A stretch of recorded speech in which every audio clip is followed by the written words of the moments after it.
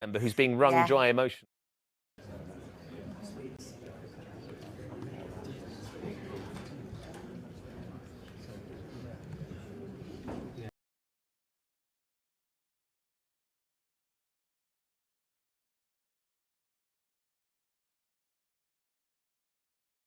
After the general election is that I would professionalise the party. We had in London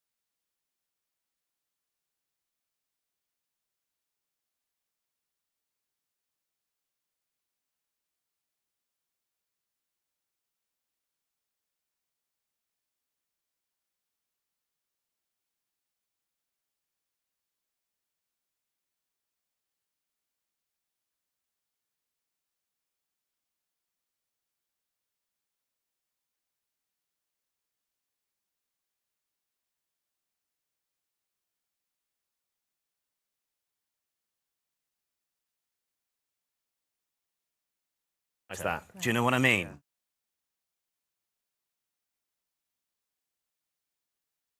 the first thing I want to do today is go through a formal signing ceremony, which Malcolm and I will now do. How's that? Do you know what I mean?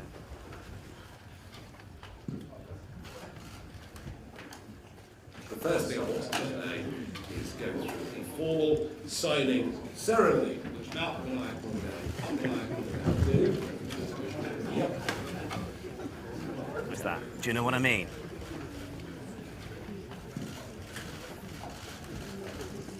The first thing I want to do today is go through a formal signing ceremony, which Malcolm and I will now.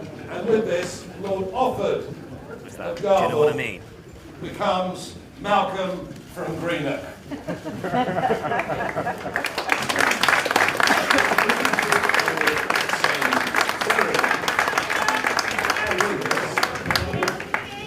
And with this, Lord Offord, Do you know what I mean?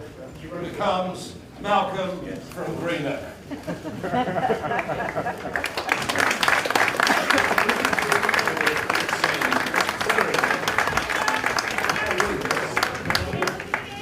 And with this, Lord Offord, Do you know what I mean? becomes Malcolm from Greenock. Yeah. Everybody happy?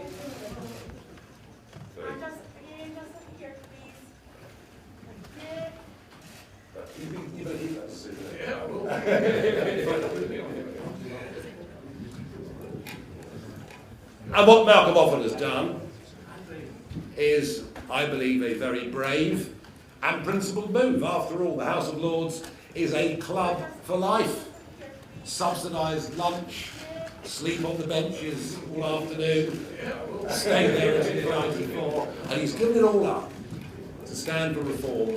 And what Malcolm Offord has done Scottish Parliament election is, I believe, a very brave and principled move. After all, the House of Lords is a club for life. My main task: subsidised lunch, no sleep on the bench, hesitation all afternoon, stay there until 94, and he's given it all up to announce to stand for reform.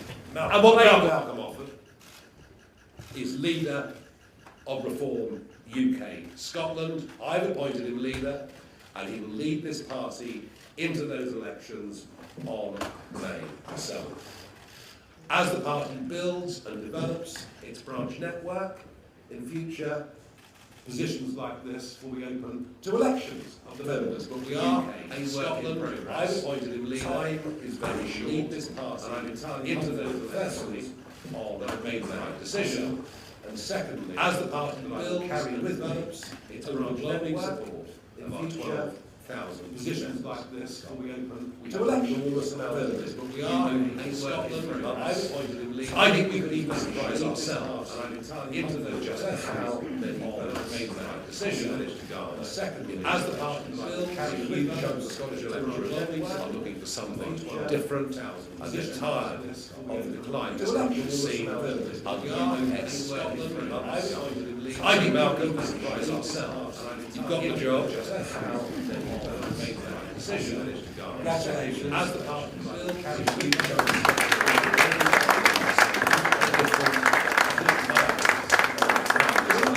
his job now is very easy. All he has to do is make a success of it, or else.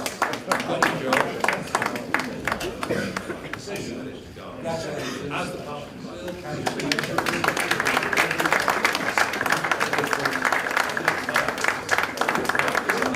his job now is very easy. All he has to do is make a success of it, or else. Thank you, Nigel, for that. There's no pressure whatsoever, but delighted to be announced today as leader of Reform in Scotland. And as Nigel says, we have now got a race for the line. We've got 16 weeks, effectively, from now to the 7th of May. The momentum is with Reform, no question about it. And we are going to be campaigning from now on a very, very positive campaign with one clear message, one objective. We want to remove this rotten SNP government after 18 years of failure and incompetence. And this is now a two-horse race between Reform and the SNP. And why do I say that? I think since coming over here on the 6th of December, we've met a lot of you obviously in Falkirk. Spent a lot of time with the members, spent a lot of time with our candidates. And as Nigel mentioned last week, we had over 90 folks in our candidate list who've all gone through a very, very tight process, assessment centre to come through. We've got extraordinary talent in this group of people. And what's really interesting is that these are real, authentic people who do real, authentic jobs. These are people who are teachers, there's medics, there's midwives, there's the property fiscal, there's people who run their own SMEs. They represent basically Scotland at its grassroots in every part of this country. And they represent a movement of ordinary, decent working Scots who are just fed up that Holyrood has not delivered for them. And we've just had the 25th anniversary of devolution. And ask yourself the question, in 25 years, have our standards in Scotland gone up, or have they gone down? And how many areas can we genuinely go through and see where Scots running our own parliament? This is not being done to us by the English, this is Holyrood, devolution, Scots administering Scots. Have we got a better outcome for our patients in the NHS? Have we got a better outcome for our young people in our schools? Have we got more cohesive and safer communities? And do we have an economy that works for everybody? And if the answer to these questions is no, well, isn't it time for a change? I mean, isn't the definition of madness to keep doing the same thing after 25 years? And basically Holyrood for 25 years, well, it's been Labour to begin with, and then SNP, have been run effectively by a centre-left agenda. And that agenda is about spending. Spend, spend, spend. Holyrood, just like we saw in the budget the other day there, was basically a non-event.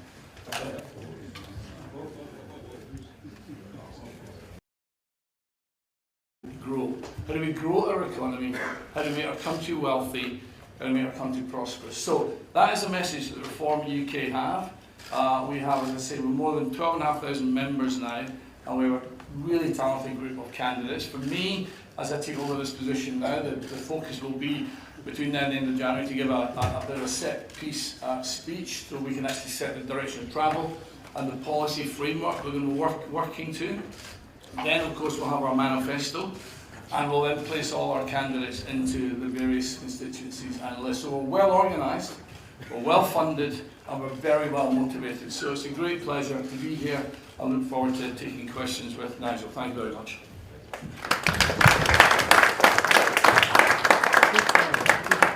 Malcolm, thank you. And I know with your professionalism, your dynamism, your experience of the real world, both in business, the right man to lead this charge. We have an absolute mass of questions to get through. So let's get cracking. James Cook, BBC. Thanks very much indeed. Good morning, gentlemen. Robert Jenrick has just been sacked by Kemi Badenoch because she said there was clear evidence he was plotting to defect. Was he in talks with you to defect to reform? I'm very surprised that this news is broken. Are you though?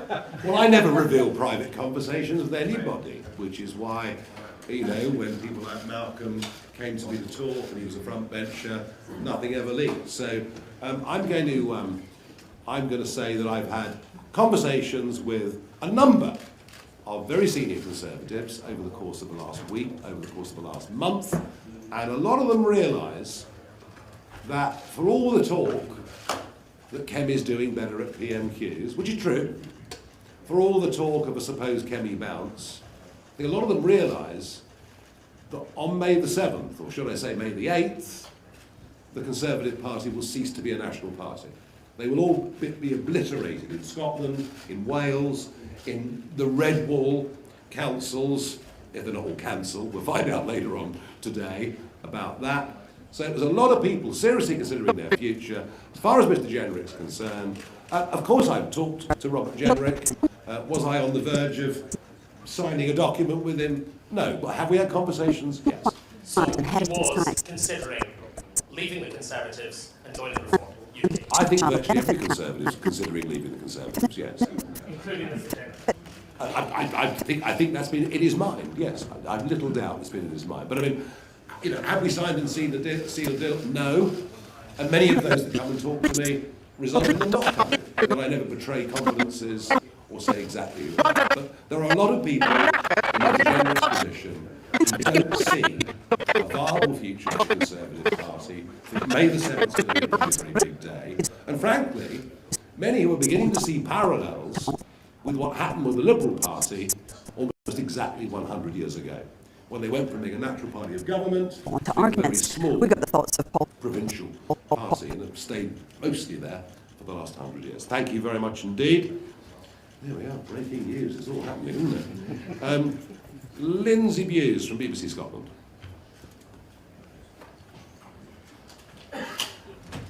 Thanks very much. A question to you, Mr. Farage. The Prime Minister is in Scotland today as well, saying that a switch to renewable energy will bring down the cost of electricity for every household. Do you believe this to be true? And can I also ask you for your view on renewables in general in Scotland and that industry creating jobs? What role do you think that renewables should play in Scotland's economy? Let us be clear, the way we are doing renewables in this country at the moment is an economic act of self-harm of the most extraordinary level. We have been deindustrialising Scotland, deindustrialising England, Wales and Northern Ireland because we have the most expensive energy prices in the Western world. 4 times the price of industrial energy in America, double the price of industrial energy in France. And, you know, if you're Jim Ratcliffe running Grangemouth, actually, energy is your single biggest cost factor. Is it any wonder that he can't make it work? Yesterday, this deluded government locked in the AR7 round. They have locked it in at a strike price and with guarantees that not only is above current market rates, but guarantees this strike price to those companies for the next 20 years. The evidence is clear. The more we rely on renewables, the higher our domestic and our industrial energy prices become, and we've just locked in expensive energy for a further 20 years. It is an act of sheer stupidity. Does it create a few jobs in maintaining, engineers being taken out to maintain the wind farms? Yes, it does. But if you actually look at this, who are the beneficiaries? Who are the big financial beneficiaries of yesterday's wind auction? Frankly, it's one big German company. Who are the manufacturers of those blades? Predominantly Chinese companies. And it doesn't matter how many of these turbines you put in the North Sea, there are times when this will not work. And I refer you almost exactly to a year ago, when there was a large anticyclone sitting over the North Sea, and on some mornings at 8 o'clock, the United Kingdom was importing 25% of its electricity needs at exorbitant prices. So this is crazy. This is crazy. And actually, the more wind you have, the more solar you have, the more gas you need to back it up. And here in Scotland, as a result of conservative tax policies, a volte-face for the SNP on their energy policy and what Rachel Reeves and Starmer have done, we've basically ceased to be, effectively ceased to be a producer of gas. The whole thing is madness. Now look, I will say there are elements of renewables that can work. You can put solar panels on brand new build houses, they can be efficient. You can use a heat pump for a brand new build house, and it might be efficient. But for 90% of the housing stock, a heat pump will cost you more money and act inefficiently. So we can use renewables in a way as we move forward. But if anyone thinks they're the solution to powering a grid for nearly 70 million people, for supporting what little industry we have left, and frankly what we're also doing is we're closing ourselves off to the 21st century technologies. Data banks, crypto mining, these are all the big technologies of the future, and they use even more energy than the old heavy manufacturing ever did. It is disastrous. Starmer is deluded. Miliband seems to have adopted this as a new religion, but they're not on their own, of course, because it was the previous Conservative government that legislated for net zero to become law. And I think we are, on this issue with the people of Scotland, and more broadly across the whole of the United Kingdom, I believe that we are the practical, sensible people who are pro-people having cheaper energy bills and reindustrialisation of our once great nation. How would you bring bills down then, Mr. Farage? You produce your own gas. And then you'll get the answer, but gas is controlled by world markets. No, it's not. The oil price is, gas isn't. Gas has a massive domestic element. And I say this to you, Q3 growth in America was 4.3%. Q3 growth in this country is 0.3%. The single biggest difference between Britain and America over the course of the last 20 years is energy policy. America has had an economic boom by extracting gas in the Midwest on a vast scale at a cheap price, and America going from being a massive importer of energy to being an exporter. Energy is absolutely the key to jobs and our industrial future. I accept there are a few jobs in renewables, but those jobs are way fewer than those they've got rid of in traditional manufacturing, let alone the potential of the 21st century. Sorry, very long answer, but I feel strongly about that. Anthony Maguire, GB News.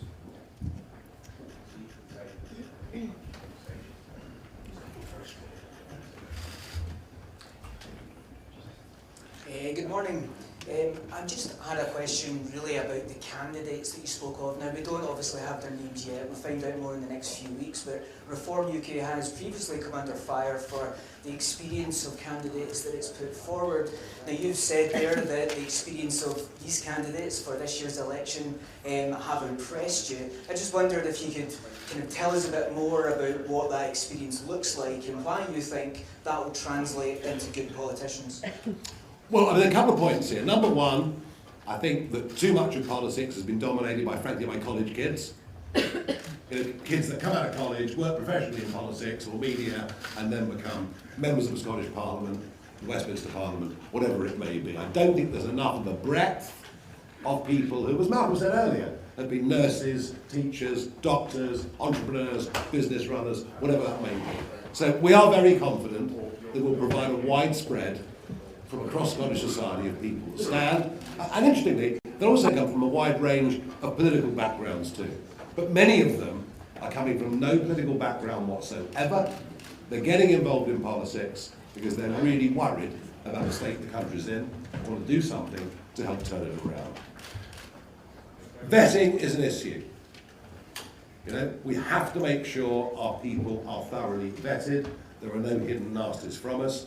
We're taking that process with these candidates here in Scotland more seriously than we've ever taken it before. Doing all the DBS checks, background checks, you name it, we're doing all of that. That then leads to one potential weakness. And that potential weakness is, well, you've got to have somebody who's been in frontline politics that understands roughly how the process works. We have one existing member of the Scottish Parliament, been there for some years, understands around how the whole thing works.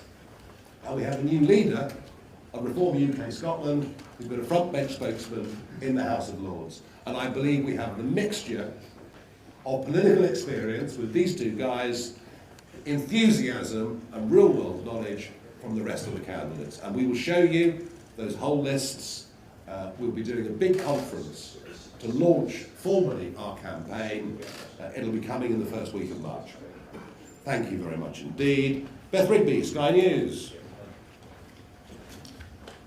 Hello, thank you. Mr Farage, just to follow up on the issue of Robert Jenrick, Badenoch has just sacked him from her shadow cabinet, removed the whip and suspended his party membership with immediate effect. And she said, I was presented with clear, irrefutable evidence that he was plotting in secret to defect in a way designed to be as damaging as possible to his shadow cabinet colleagues and the wider Conservative Party.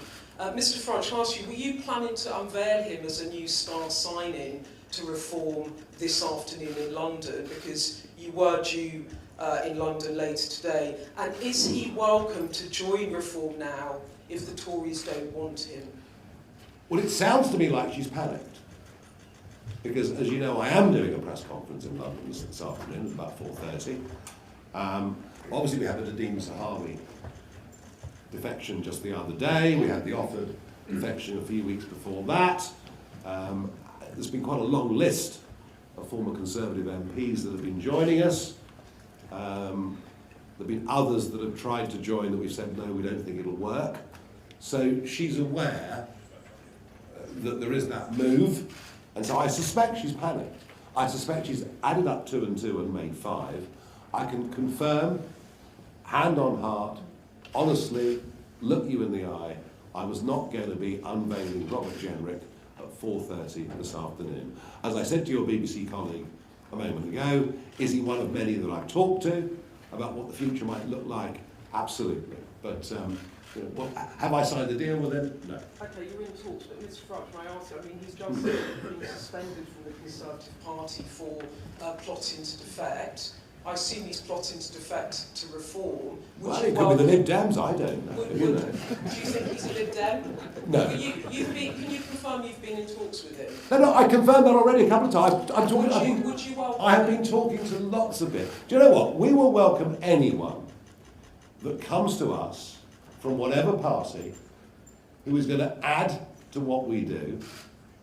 It doesn't just see us as perhaps a life raft to save a parliamentary career, but people who want to add to what we have to do, who share our values, who share our beliefs, but equally who have to be honest about the sheer level of failures of 14 years of broken manifesto commitments.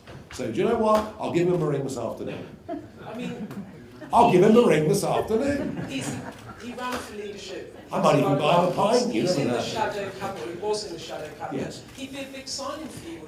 He was part of that Tory failure, but the one big tick against his name is that he did resign as immigration minister because of the failures of the government. So that would be a big tick in his direction.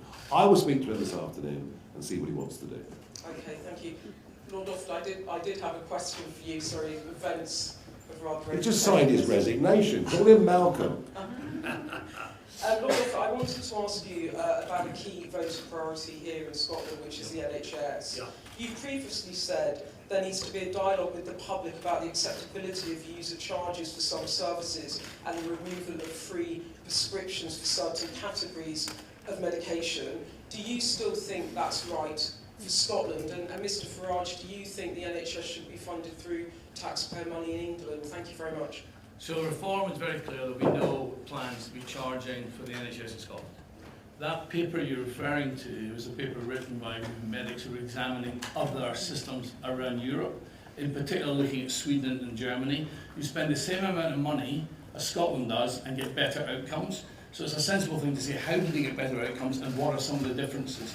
One of the differences is in Sweden you pay £10 for a GP charge. That is not reform policy. What is clear from the polling is that 93% of Scots say that the NHS needs to be reformed.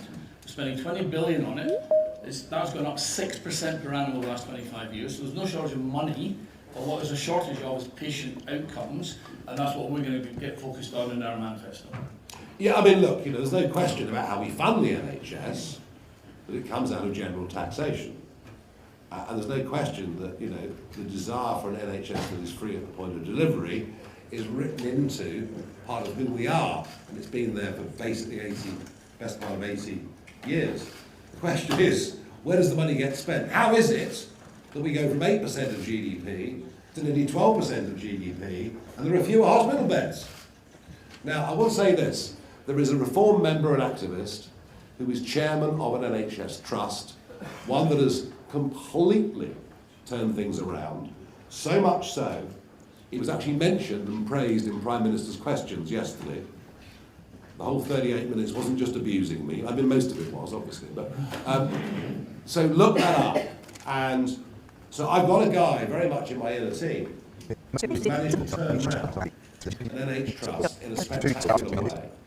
And I'm talking to him about how we can use the methods that he's used in that home county to perhaps get better bang for buck, better delivery across the nation. As far as I'm concerned, all options are on the table. We must be completely open-minded about structures to see how we get better delivery. I don't want to change the basic principle, but I also suspect there's a lot we can learn from our European neighbours who are getting much better outcomes Thank you. for every pound they spend. Let's go on STV. Thank you, Mr Farage. Just over 3 months ago, your deputy, Richard Tice, told us that your leader in Scotland would be democratically elected by its members. So what's changed since then? Were you waiting for a defection? Was the promise of the leadership part of a deal to get Malcolm Offord to come over? No, I didn't promise him that, no. What's changed since then? Time. We're running out of time. We're running out of time. We're a new party. We're a new party. We're busy forming branches. We're busy putting together rule books. We're busy putting structure in place. I promised on that night in Clapton I would democratise and professionalise the party. I have professionalised the party to a very, very large degree. I've also democratised much of it. Now, at the time, it was a limited company, and I owned 2/3 of the shares, which made decision-making very straightforward. But, I've got rid of that. I've opened the party up to the members. I've got an elected board. We're a work in progress. We're still a very, very new party. And we will have elected leaders in Scotland. And we will have full, mature constituency associations choosing candidates for the Scottish Parliament, for the Westminster Parliament. All of that will come. I haven't got time to do it right now. Right now, I have to move. These elections are only literally a few weeks away. All that will come in time, absolutely, no question. We will turn it into a fully democratised party. But I promise you, our members here in Scotland will fully support and understand what I've done, given that they understand too that we're a work in progress. Okay, Peter Smith, ITV. Thank you very much. Mr Farage, with that breaking news of the defection, we saw the mobile phone being shown to you and you reacting to the news. What defection? In surprise. Sorry, I'll rephrase that. Yeah, well, you better do. Yeah. Unless you know something I don't. Back to Scotland soon. Kemi Badenoch has been really clear The detail behind this sacking is she says there was With a secret a tour. plot. 2 tours. And that's So we've why got our main Robert 25th Jenrick anniversary is reception. Lots in Westminster, don't they? Well, she's made the allegation. I know, and she's flapped, and she's panicked, and she clearly thought at 4:30 this afternoon Robert Jenrick was going to join Reform Is there a UK. plot, Mr. Farage? He was not going to join. There was no plot for him to join at 4:30 this 30 afternoon. years, something like There's no that, I plot. There are many. Getting together in a band was private just the next step for us as a conversations friendship, happening and between myself, growing senior as Conservative friends is at all levels really of privileged to be doing something that we love. For us, it's 25 years coming back to Scotland, which is probably one of the loudest that we've ever heard as well. So yeah, it's privileged for us. You do have some of the best pop songs ever. Mr. Farage. Like, I think so. Oh, that's great. I think, and they're so catchy. I think people still love them. You say you have had talks with few Robert weeks. Jenrick. I've had talks with lots of In the people. detail of those talks, have you discussed him defecting to reform? I've discussed him giving us a massive donation. I've discussed running a London Marathon with him. I've discussed whether he thinks it's right that he would join Reform. Would it make sense for him? Wouldn't it? Of course. Probably one of the loudest that we've ever heard as well. So yeah, it's privileged for us. I don't dispute. I've been in talks with lots of people about them joining. What I'm telling you, what I'm telling you, and what I'm telling Kemi, if she's watching, is that that there's no deal being signed. Conversations being had. Ideas being kicked around the room. Nothing signed. Is the door open to Robert Jenrick if he wants to? Well, as I've said already, I'm going to give him a ring this afternoon. I might buy him a drink and see what he wants to do. As I say, he did resign from the last government on a point of principle, on immigration, and frankly, the Boris wave was one of the biggest breaches of electoral trust we've ever seen in this country, given the 80-seat majority that he got in 2019, which I played some part actually in helping him achieve, and to promise lower numbers and to deliver record numbers, in many cases of people whose indefinite leave to remain comes up in the next 2 years, and it will prove to be a huge financial burden on taxpayers for decades to come. The fact that Jenrick resigned over that was the right thing to do. So wait and see. And a question for the leader formerly known as Lord Offord. You've been, sure. No. You've been handpicked One for. question you had to. Okay, so the mic's been taken away from Lord Offord. But before it is taken away, you were handpicked to be a Lord at the House of Lords. You have been handpicked to be leader of Reform. The only time you stood for election in Scotland, I think you came 5th. Are you worried about actually facing the Scottish voters? That's what I'm looking forward to doing, and they will have their vote on the 7th of May. They will have their say. Andrew Misra from Channel 4.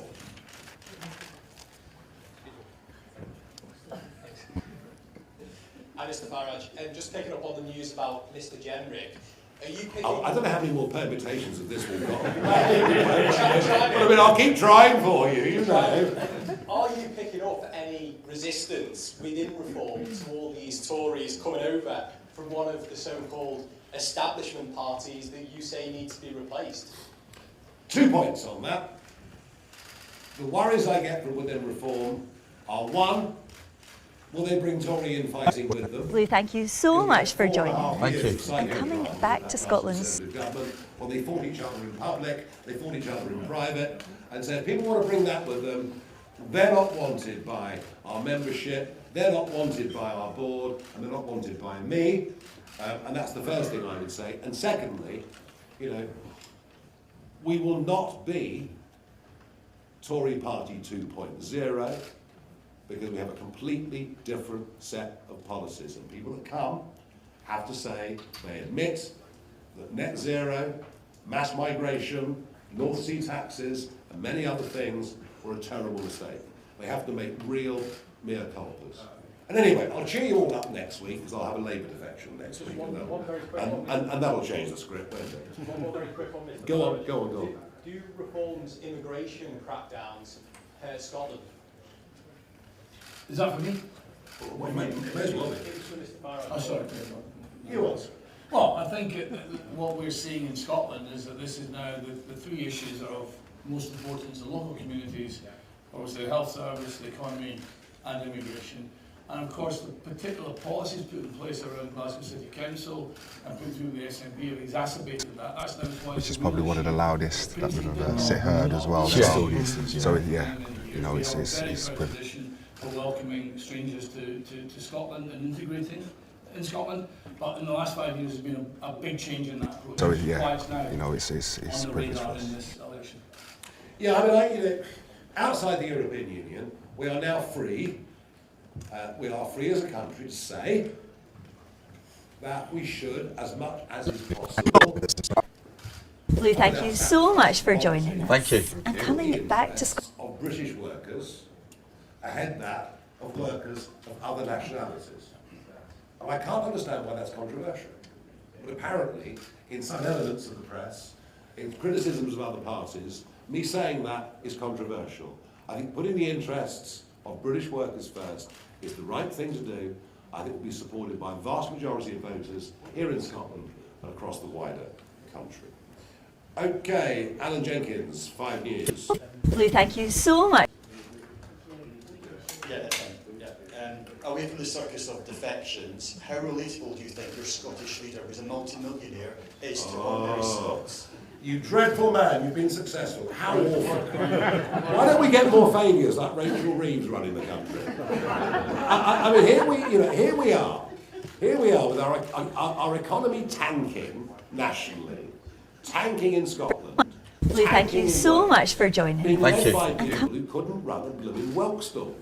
And surely what we want are people who have been successful. How relatable then to working Scots? It's not, look, you know, Malcolm is not somebody born with vast levels of privilege or anything like that. He's done what he's done because he's got a good brain, he's worked damned hard, and you know what? Rather than being looked down upon, I'd like young Scots to say, do you know what? If he can do it, I can blooming well do it. And these are some of the attitudinal changes that are needed right across the United Kingdom. And there are elements of America we can like, elements of America we perhaps don't like.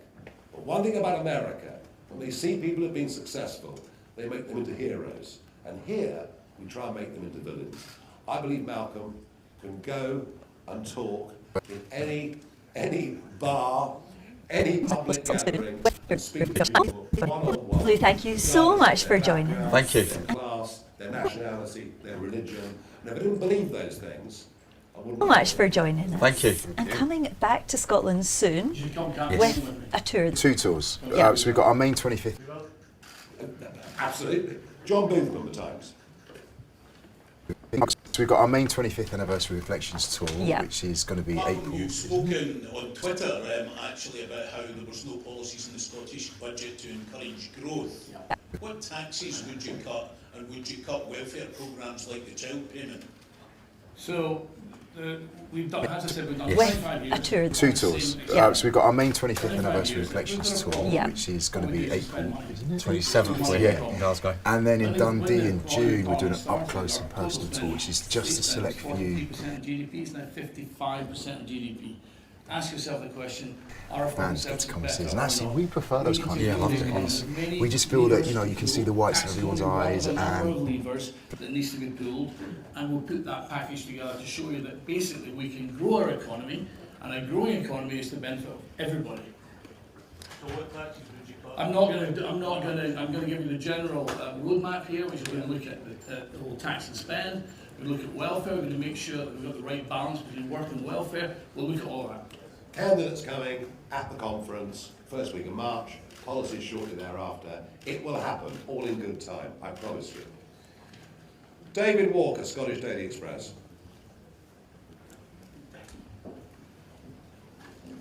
Hi both, a question to both of you. Concerns have been raised that reform is soft in Scottish independence and the Union.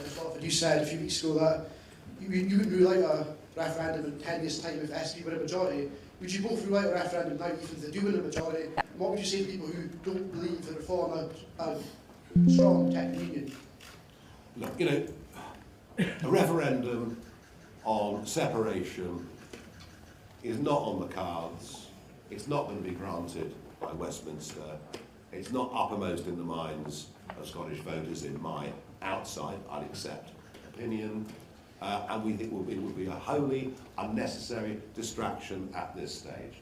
If that referendum, as Sam and others said, was a once in a generation... Lee, thank you so much for joining us. Thank you. And coming back to Scotland soon with a tour. 2 tours. Yeah. So we've got our main Right now, there's Russian subs circulating around. 25th anniversary reflections How on earth were you going to persuade the tour, Scottish? Yeah. which is going to be April 27th, we're here in Glasgow. and then in Dundee in June. This is what people... Those kind of Yeah, I loved it. because we just feel that, you know, you can see the whites in everyone's eyes, and it's just really small, really intimate. We asked needs to change, and therefore, all I said was, can we just all agree amongst ourselves for, let's say, the next 2 parliaments, call that 10 years, pick a number, can we just not talk about this? And can we please make Scotland the most prosperous and most successful part of the UK? Yeah, much else to worry about. Mark McLaughlin, The Sun.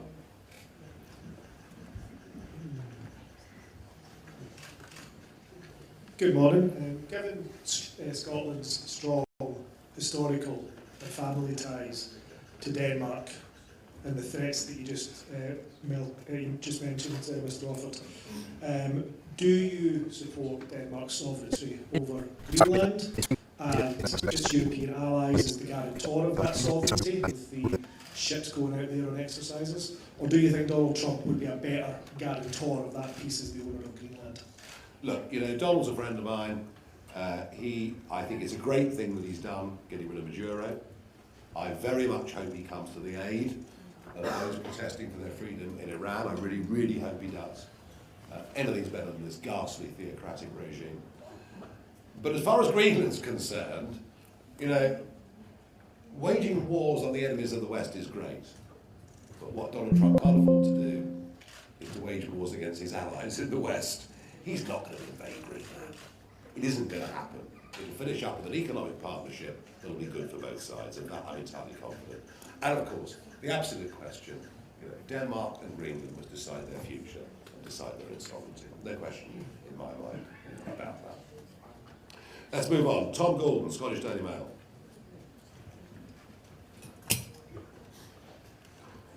Question for Lord Offord. You mentioned tax just now. Can you confirm that you pay the Scottish rates of income? Yes. And also, will you follow the example of many other party leaders in Scotland and publish your tax return before the election? No, I'll think about that. She's going to be April. Well, because it's a private matter, it shouldn't necessarily be put out in the public domain. Certain things are private. What I can tell you, Tom, is that over all the years, from the very first job I had in Alston Bakers in Greenock, I have paid independent tax. I've got nothing to hide. But the question is, do I want to put it out there? I don't know. Come back. Well, as I say, other party leaders have done it on a regular basis. That doesn't make it right. It doesn't make it wrong. Yeah. So why won't you do it? Well, I said to you, it's a private matter. I'm not publishing mine. You're a public person. I'm not publishing mine or my inside leg or many other private things. Right, moving on to Alistair Grant from the Scotsman.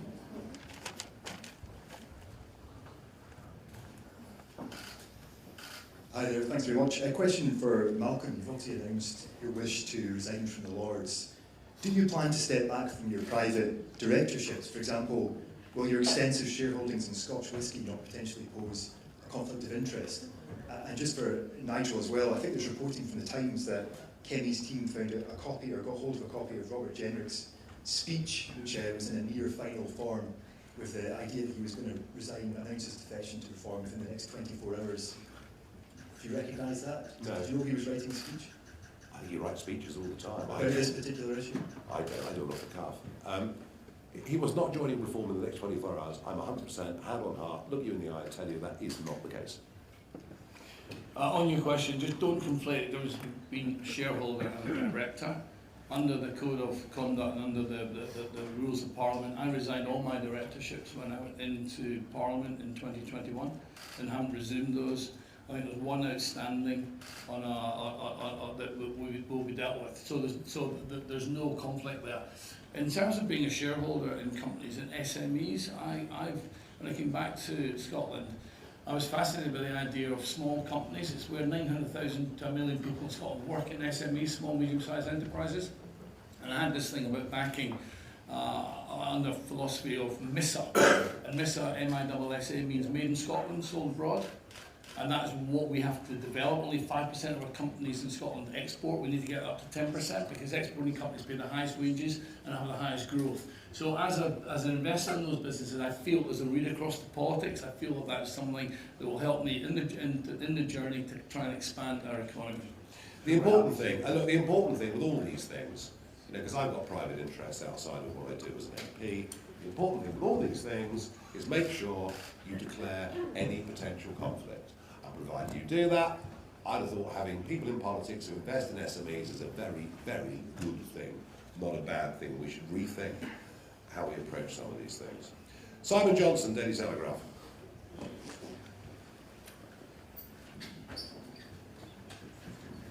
Thank you, Mr. Farage. You're a very persuasive man. Do you believe that, from your discussions with Mr. Jenrick, that he had been persuaded to defect to reform, and did you have an aspiration to unveil him before May's elections? And on Scotland, as you mentioned earlier, Sir Keir Starmer's here, polling this morning showing Reform and Labour neck and neck up here. Do you think Keir Starmer's presence in Scotland is helpful to you, given his unpopularity north of the border? Enormously. We'll provide him with free travel if you like. A quick question for Lord Offord, or Malcolm rather. You've resigned from the House of Lords, but according to the House of Lords Library, you can't actually give up a life peerage. So technically, you still are Lord Offord, isn't that correct? So I tried to send it back in the post, but it came back and returned to sender. Apparently the peerage is given by the monarch, and it's very presumptuous to think that the monarch will accept it back. But there is a way of doing it through an act of parliament, but that was last used in 1917. So it's a retirement. It's a retirement from the House of Lords. He can't go to the House of Lords. He can't sign on for the daily rate. He can't get the subsidised lunch. And he can't sleep on the benches in the afternoon. And he will not be using the title, even though, as he says, it will be impolite to send it back to King Charles. And do you believe you persuaded Mr. Jenrick during your talks? I don't know. I don't know. I mean, like every deal in business, every deal in politics, it's never done until it's done, and the I's are dotted and the T's are crossed. And did you have an aspiration to invade him before the election, before May's election? I hope. Oh, if people want to come to us, they need to come before May the 7th. Because if they come after May the 7th, they themselves probably look like damaged goods. And that's a message that goes out more broadly. Thank you very much indeed. Craig Patton, Press Association.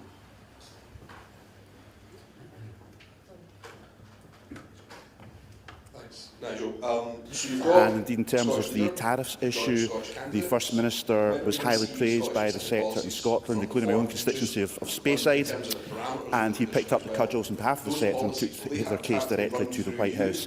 And indeed I raised these issues with my UK counterpart, Chris Bryant, just earlier this month at our meeting as well. We are still waiting for the United Kingdom Government to deliver on what we all expect, to give Scottish whisky the priority it deserves in these negotiations and secure tariff exemptions from the US. And of course we're also disappointed that our calls for this disparity in alcohol duty to be addressed in the latest UK budget went unheard, and instead the spirits sector faces a further increase in duty rates, which will rise by 18% in 3 years. That takes the tax burden on a bottle of Scotch to an eye-watering 72%. So I agree with the member's comments and will continue to pursue this case. Brief supplementary, Craig Hoy. Thank you, Presiding Officer. Having recently visited the Annandale Distillery in Dumfriesshire, I was impressed with their commitment to net zero, with a significant investment in a multi-million-pound game-changing thermal energy storage system, partly funded by the last UK Conservative government. Therefore, can I ask the Minister what support the Scottish Government can give to the Scotch whisky industry to meet its decarbonisation and sustainability goals, not just within our world-class distilleries, but also through the wider supply chain? Minister. Thanks. I've not had the privilege of visiting that particular constituency in the member's area. Maybe perhaps one day I'll have that opportunity. However, in the past, in recent years, the Scottish Government's given substantial support to the whisky sector to decarbonise their operations, and they're playing a really important role in achieving the country's national aims in terms of decarbonisation, and we will continue to work in partnership with the sector going forward. Question number 5, Sue Webber. To ask the Scottish Government what its position is on whether reliance on local enforcement to tackle antisocial and dangerous e-scooter use is creating a postcode lottery in public safety, with some communities protected and others left exposed. Minister Siobhan Brown. Thank you, Presiding Officer. The Scottish Government does not accept that reliance on local enforcement creates a postcode lottery in public safety. Police Scotland operates within nationally set strategic police priorities, which apply to the whole of Scotland and emphasise public safety, prevention and consistency, while allowing appropriate local flexibility to respond to community needs. Scottish Government continues to support policing capacity through record funding of £1.64 billion in this financial year, and Police Scotland has a higher number of officers per capita than England and Wales, and the Scottish Government funding enables Police Scotland to take on more recruits last financial year than any other time other than 2013. Operational policing decisions, including enforcement action against illegal and antisocial e-scooter use, are rightly a matter for Police Scotland, and the member will be aware of my commitment to working collectively to address concerns raised during the debate on December the 9th, and I welcome the positive examples of Police Scotland's enforcement activity in this area. Sue Webber. Thank you, Presiding Officer. I did struggle to hear the answer, Presiding Officer, so I'll do my best. In my region of Edinburgh, e-scooter confiscations have tripled in just 2 years, while some areas across the country have recorded none. And it is clearly a growing menace to everyday Scots who feel unsafe just walking about in their own high streets. So these statistics do state that there is a lack of consistency, and the Minister has denied that there is that postcode lottery for public safety. So can I ask, what will the Scottish Government finally press the UK Government for a clear national framework on registration, insurance and licensing, instead of letting this problem get worse? Minister. Thank you, and I just would like to say I know that we've had lots of meetings over the last year or so about this, and hopefully we'll be having another one with MSPs who have an interest in this area. I just highlight Minister Jim Fairley and I did write to the UK Government regarding this in October. I received a letter last week saying Labour Government did not feel that there was any necessary legislation moving forward, which is very disappointing, but I will keep members updated on that. Question number 6, Liz Smith.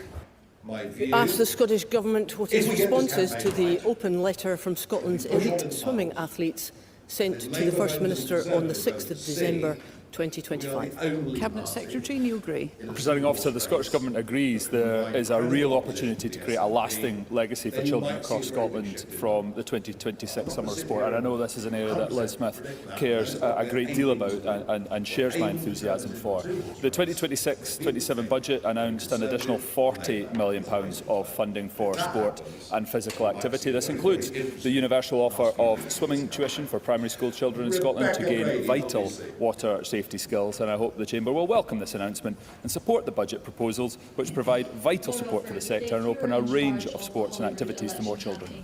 Liz Smith.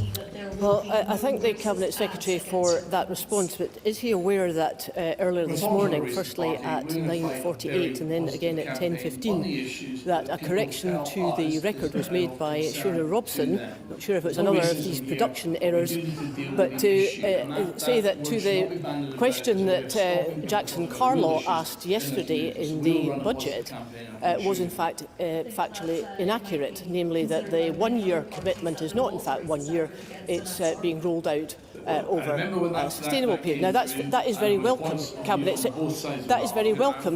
Secretary, but can we ask the Scottish Government what action are they taking to ensure that the 18 local authorities that are not making full provision of swimming lessons are actually now doing so, and that they have access to swimming pools in the first place?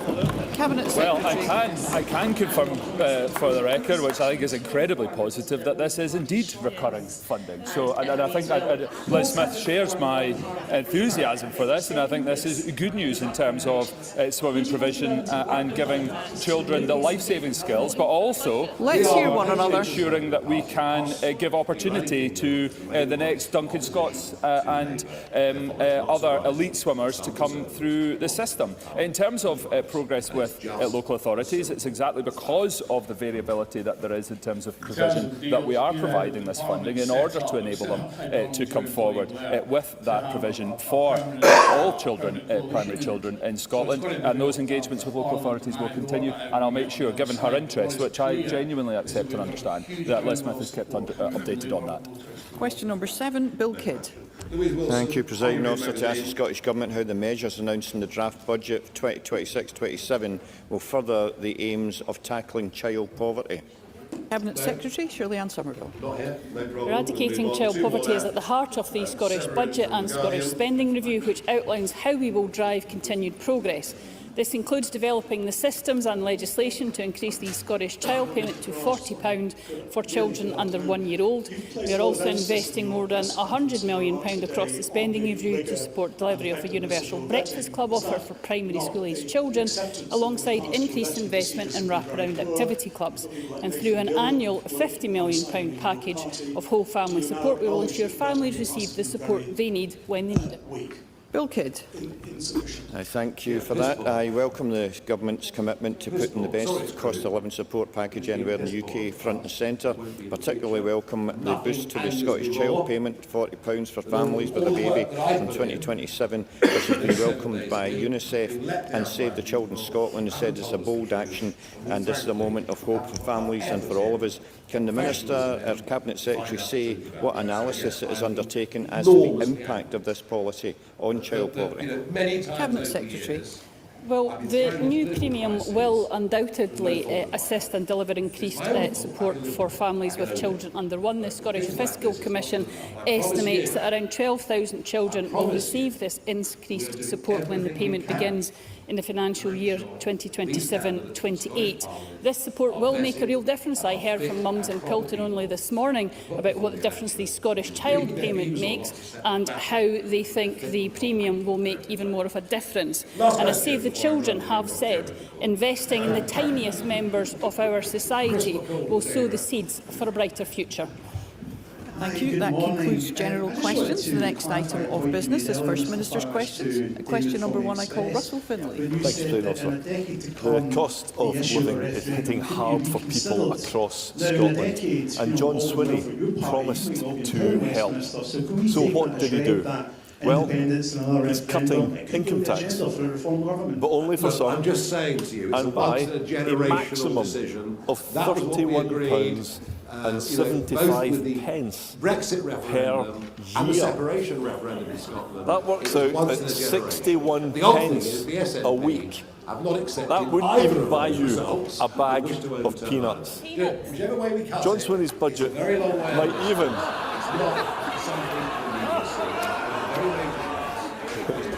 It's your tax cuts.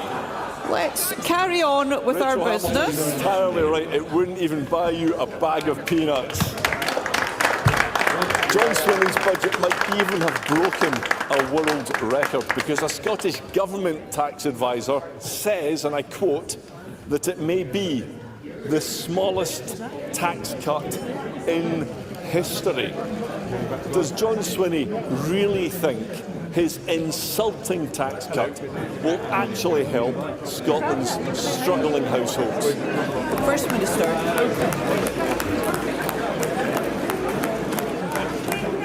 I'm pleased to see that the additions for the pantomime dame are being entered early by Rachel Hamilton in Parliament today, because that was frankly pantomime stuff from the Conservative Party.